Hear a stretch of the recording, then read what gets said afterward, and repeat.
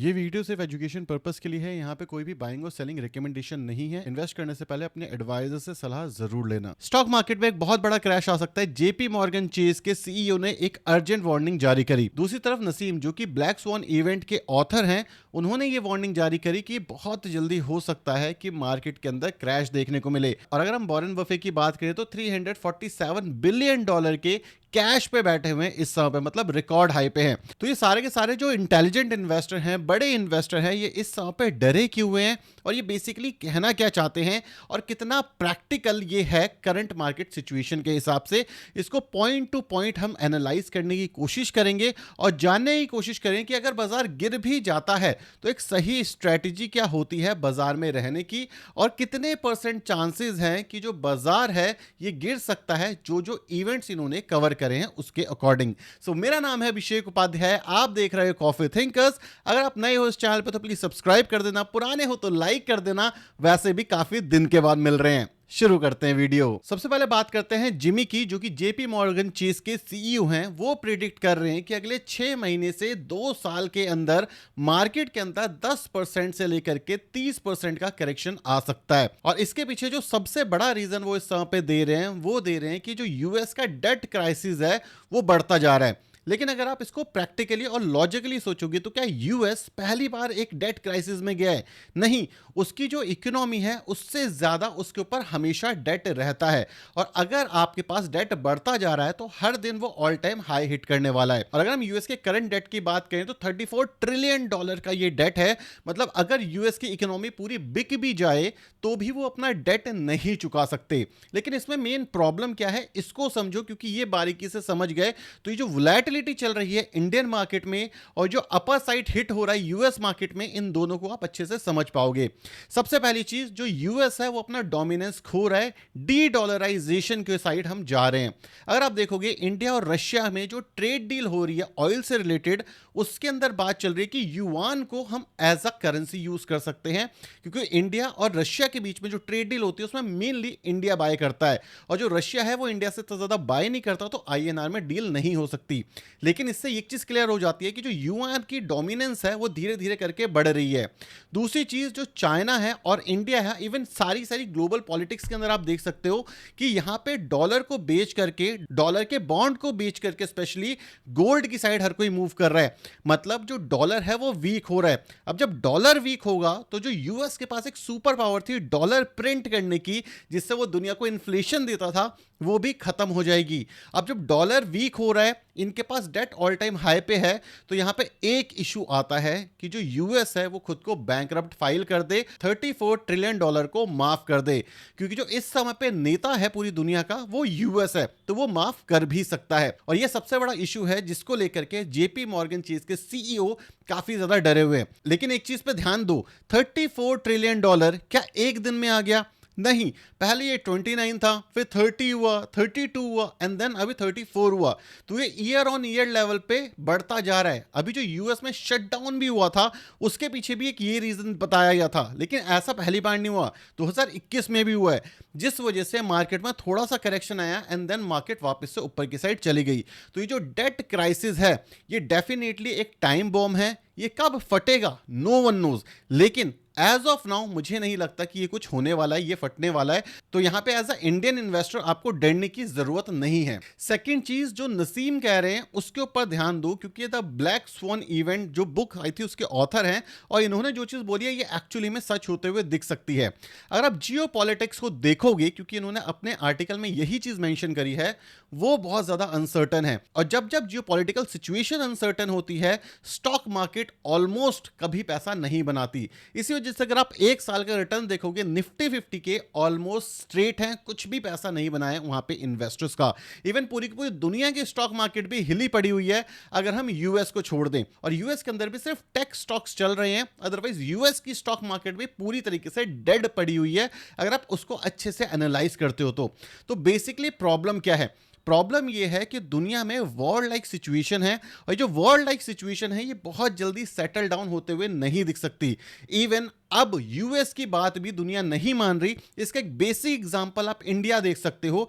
India हमेशा US की बात मानती थी, इंडिया हमेशा बोलती थी कि जो यूएस बोल रहा है वो सही है, लेकिन इस समय पर टैरिफ की वजह से यूएस से इंडिया के रिलेशंस खराब हो गए। इंडिया के रिलेशन चाइना से अच्छे हो गए। अब टर्की ने भी बोला कि हम तो नहीं रुकने वाले, हम रशिया से ऑयल खरीदने वाले हैं, वो भी पलट गया यूएस से। यूरोप के साथ भी यूएस के रिलेशंस अच्छे नहीं हैं। जब उन्होंने ग्रीनलैंड को एक्वायर करने की बात करी तो यूएस जो कि एक सुपर पावर हुआ करता था कुछ साल पहले तक, आज के डेट के अंदर उससे कोई नहीं डर रहा और उसके खिलाफ हर एक इकोनॉमी कहीं ना कहीं प्रोटेस्ट कर रही है। मतलब जब एक सुपर पावर के अगेंस्ट प्रोटेस्ट होना शुरू हो जाए, सुपर पावर कुछ ना कर पाए, तब ये मानो कि जो पावर है वो चेंज होने वाली है। और ये जो पावर है ये पहली बार चेंज नहीं हो रही। अगर आप देखोगे हर 100 साल के अंदर जो पावर होती है, मतलब पहले यूएस डॉलर था, उससे पहले गोल्ड था, उससे पहले कुछ और था, ये सारे के सारी चीजें हर 100 साल में चेंज हो जाती है और उस चेंज को मोस्ट प्रोबेबली हम विटनेस कर रहे हैं। अगर आप ब्रिक्स की भी बात करोगे, जिसके बारे में एक टाइम पे कोई बात भी नहीं करना चाहता, तो लोग बोलते थे कि जो कंट्रीज हैं ये यूजलेस कंट्रीज हैं। आज के डेट में ब्रिक्स करेंसी की बात हो रही है और जहां पे इंडिया पहले डायरेक्टली मना करता था कि ब्रिक्स करेंसी के अंदर हम इन्वॉल्व नहीं होने वाले, लेकिन आज की डेट में अगर आप देखोगे तो जो चेंज है उसको कहीं ना कहीं इंडिया भी सपोर्ट करना शुरू कर चुका है। तो सबसे इंपॉर्टेंट चीज एज अ इन्वेस्टर हमें क्या करना चाहिए और करंट मार्केट में क्या हो रहा है।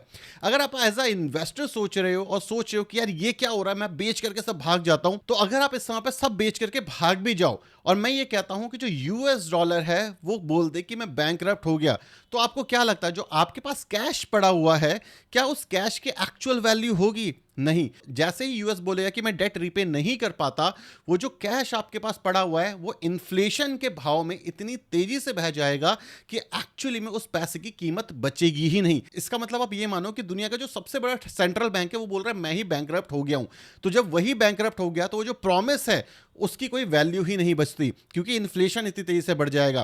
तो सबसे पहली चीज ये कि कैश में रहने का भी कोई फायदा नहीं है। सेकंड चीज, अगर यूएस इसी तरीके से टैरिफ बढ़ाता रहा तो हम एक चेंज विटनेस करने वाले हैं कि हो सकता है युआन की साइड दुनिया भाग जाए। लेकिन यहां भी एक मेजर प्रॉब्लम है कि चाइना के ऊपर लोगों का भरोसा बिल्कुल नहीं है। चाइना अपनी इकोनॉमी को काफी क्लोज रखता है और चाइना के बारे में आप सही चीजें एनालाइज नहीं कर सकते, ये चीज आज भी क्लियर है। तो चाइना भी कहीं ना कहीं डगमगाता हुआ दिखेगा, उसके ऊपर भी लोगों का भरोसा नहीं होगा। तो इसी वजह से थर्ड और फोर्थ ऐसी चीज है जो एक्चुअली में आपकी नजरों में होनी चाहिए। सबसे पहली चीज जिसके ऊपर अब बड़े इन्वेस्टर्स का ध्यान जा रहा है वो है बिटकॉइन। इसके बारे में मैं ना ज्यादा बात करूंगा, ना मैं यहां पे ओपनली इसके बारे में डिस्कस करने वाला हूं, क्योंकि इसके बारे में बात करना मतलब उल्टा सीधा सुनने वाली बात है। तो बिटकॉइन के बारे में डिस्कस मैं अपनी मेंबर कम्युनिटी पे करूंगा। बहुत अच्छा फीडबैक है और हर हफ्ते में मैं एक वीडियो डालता हूं वहां पे, तो आप जाके सब्सक्राइब कर सकते हो। वहां पे बिटकॉइन के ऊपर भी हम डिटेल में बात करना शुरू करने वाले हैं। अब बात करते हैं फोर्थ चीज की, जो लास्ट एक साल के अंदर 56% से ज्यादा के रिटर्न दे चुका है, और उसका नाम है गोल्ड। देखो, दुनिया में जब भी चीजें बर्बाद होती हैं तो पूरी दुनिया भागती है गोल्ड की साइड। अगर आप इस समय पे देखोगे, जो यूएस है वो गोल्ड होल्ड करता है, सबसे ज्यादा गोल्ड इवन दुनिया में यूएस होल्ड करता है। और जो चाइना है अब वो अपने गोल्ड को दबा करके बाय कर रहा है, इंडिया भी बाय करना शुरू कर चुका है, जिस वजह से जो गोल्ड का प्राइस है वो रॉक सॉलिड तरीके से भागता जा रहा है। लोग ने ये नहीं समझ पा रहे कि अगर जो डेट क्राइसिस है यूएस में वो फट जाता है तो एक्चुअली जो पैसा बनाएगा वो कौन बनाएगा? जिसके पास रियल एस्टेट होगा या जिसके पास गोल्ड होगा। रियल एस्टेट खरीदना ज्यादातर लोगों के बस की बात नहीं है, और इंडिया के अंदर जो रीट्स है वो एक्चुअली में बहुत अच्छे से काम नहीं करता। तो दूसरा ऑप्शन आता है गोल्ड। तो इस समय पे 2025 के अंदर गोल्ड आपके पोर्टफोलियो का एक अच्छा खासा हिस्सा होल्ड करता हुआ दिख सकता है। मोस्ट प्रॉब्ली 8 से 12% के आसपास होल्ड करना चाहिए आपको, डेफिनेटली उसकी साइड जाना चाहिए। मोस्ट प्रॉब्ली हो सकता है, अगर मैं आईएनआर की बात करूं तो 1.5 लाख 2 लाख तक ये जाता हुआ दिख सकता है, जिस हिसाब से दुनिया गोल्ड को खरीद रही है। अगर मैं रिस्क की बात करूं तो यहां पे जो रिस्क है वो 40% के करेक्शन के आसपास का आ जाता है गोल्ड में, लेकिन ओवरऑल पोर्टफोलियो का सिर्फ आप 10% डालोगे तो इसमें कोई मेजर दिक्कत नहीं है, क्योंकि अगर गोल्ड गिरा तो जो आपका पोर्टफोलियो है स्टॉक वाला वो इतनी तेजी से भागेगा कि वो गोल्ड की जो डाउन साइड है उसको बचा लेगा। इसको कहते हैं हम हेज करना, कि अपने पोर्टफोलियो को आप स्टॉक मार्केट, रिस्क और बाकी सारी चीजों के अगेंस्ट हेज करते हो। जितने भी बड़े इन्वेस्टर्स हैं, आपको उनके पोर्टफोलियो में ये हेजिंग वाली चीज देखने को मिलने वाली है। तो ये चीज डेफिनेटली मेरे हिसाब से 2025 में करना चाहिए। अब बात करते हैं कि क्या एज अ रिटेल इन्वेस्टर हमें सब बेच देना चाहिए। देखो, पहली चीज जैसे मैंने बताया कि अगर बाजार में क्रैश आया तो इकोनॉमी ही तहस नहस हो जाएगी। उस सिचुएशन में आपके हाथ पर जो कैश बचा है उसकी भी कोई कीमत नहीं होगी। लेकिन अगर एज अ इन्वेस्टर आप बाजार से निकल जाते हो और ये ग्लोबल पॉलिटिक्स और सिचुएशन थोड़ी सी भी सही होती है, मार्केट में रैली आएगी, उस केस के अंदर आप बहुत बड़ी रैली जो है वो मिस कर सकते हो। तो एक बेस्ट अप्रोच हो सकती है कि आप कंजर्वेटिवली ऑप्टिमिस्टिक हो जाओ। ये बहुत ही अच्छा इंग्लिश का वर्ड है। मतलब ये है कि अगर आपके पास 100 रुपया है इन्वेस्ट करने के लिए, तो 70 से 80 रुपया आप इन्वेस्ट कर सकते हो स्टॉक मार्केट में। जो 20 रुपया आपके पास पड़ा है उसको साइड में रख सकते हो। अब वो जो साइड में पैसा रखा है उसमें से 10 रुपए उठा करके गोल्ड में इन्वेस्ट कर सकते हो, और जो 10 रुपए बचा है वो आप वर्स्ट सिचुएशन के लिए एक लमसम अमाउंट रख रहे हो, जो आप शेयर बाजार में डालोगे जब बाजार में थोड़ा बहुत गिरावट आती है तब, क्योंकि बात हो रही है 30% की। दूसरी चीज, आपको यह सोच के चलना है कि ये वो सिचुएशन है ही नहीं जहां पे आप कोई भी रैंडम कंपनी उठाओगे और पैसा बन जाएगा। 2020, 21, 22 तक भी इवन कोई भी कंपनी आप उठा रहे थे पैसा बन रहा था, और उस समय पे रिटेल इन्वेस्टर काफी खुश हो रहे थे। लेकिन ये वाली सिचुएशन उस सिचुएशन से बहुत अलग है, और यहां से आने वाला टाइम भी ऐसी सिचुएशन में ही जाने वाला है जहां पे आप आसानी से पैसा नहीं बना पाओगे। तो अगर आप सिर्फ एक म्यूचुअल फंड इन्वेस्टर हो तो ये मानो कि आपको 5 साल 10 साल का टाइम देना पड़ेगा। अगर आप एक स्विंग ट्रेडर की तरह यूज कर सकते हो अपने आप को, या अपने आप को स्किलफुल कर सकते हो, तो उस सिचुएशन में अच्छे अच्छे स्टॉक्स एक अच्छे अच्छे डिस्काउंट्स के पास मिल रहे हैं। जैसे हमने चोलामंडलम यहाँ पे करीब 3 महीने पहले खरीदा था, एक अच्छा लमसम अमाउंट डाला था, उसके अंदर हमने करीब 4% के आसपास के गेन्स अभी तक कर लिए हैं, और मोस्ट प्रॉब्ली हो सकता है 5 से 7% ये गेन करें अगले 1 से 2 महीने में। तो net net year on year level पे हम 14% के रिटर्न निकाल लेंगे, जहां पे निफ्टी ने 0 रिटर्न दिए हैं, मिड कैप ने 0 रिटर्न दिए हैं, और वहीं पे स्मॉल कैप ने 0 रिटर्न दिए हैं। वहां पे भी हम रिटर्न बना पा रहे हैं। क्यों? क्योंकि हम स्विंग ट्रेडिंग को अच्छे से ऑप्टिमाइज कर पाएंगे। तो ये चीज याद रखना कि अगर आप इस समय पे पैसा बनाना चाहते हो या बना पा रहे हो, तो आप वो टॉप 5% में हो जो एक्चुअली में शेयर बाजार में कंडीशनली पैसा बना सकता है, क्योंकि ज्यादातर लोग पैसा नहीं बना पाते।